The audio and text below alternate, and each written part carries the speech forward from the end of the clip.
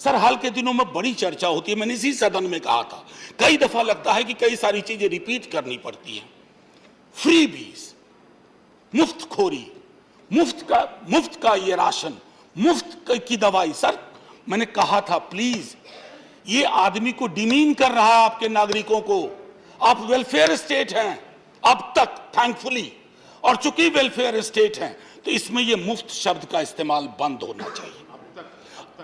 अब तक है मुफ्त शब्द के इस्तेमाल से ना आप बेटास एक मिनट, मुफ्त शब्द के इस्तेमाल से आप एक बड़ी आबादी को डिनाइग्रेट करते हैं, अपमान होता है उनका, और उनके नागरिकों के अपमान का अधिकार हम में से किसी को नहीं है। अरे आप देते क्या हैं? अनाज, एक वैक्सीन, ये आपकी रेस्पॉन्सिबिलिटी है। अपनी रेस्पॉन्सिबिलिटी को खैरात में तब्दील मत करिए। उत्तरदायित्व और खैरात में बहुत फर्क है।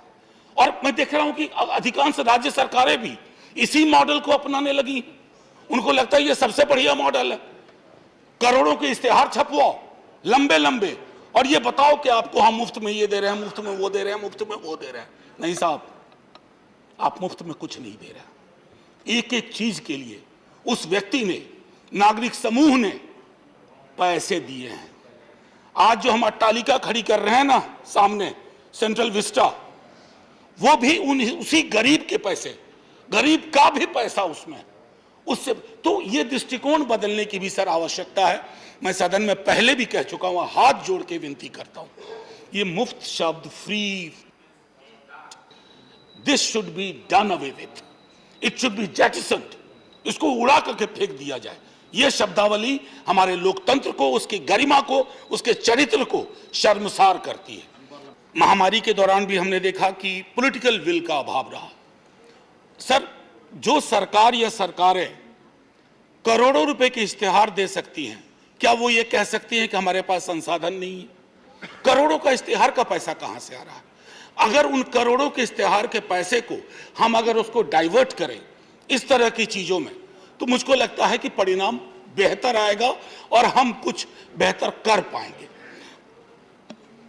माननीय उपसभापति महोदय अक्सर कहते हैं, जब हम डेमोग्राफी की बात करते हैं तो कहते हैं ह्यूमन बीइंग्स एज वेल्थ।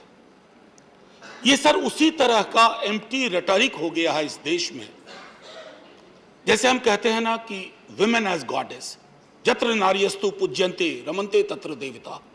लेकिन हम सब जान रहे हैं हर गली चौराहे गांव नुक्कड़ में क्या हो रहा है उनके साथ, हमारा दृष्टिकोण क्या है। तो मैं समझता हूं कि इसको सिर्फ एक empty rhetoric, human beings as capital, human capital, इस दृष्टिकोण से निकाल करके, और पॉलिटिक्स ऑफ पॉपुलेशन के बारे में बीते दिनों में काफ़ी बात हो रही है। संभवतः मैं जब आज यहाँ बोल रहा हूँ तो शायद लोकसभा में एक बिल आया होगा कि जनसंख्या नियंत्रण विधेयक।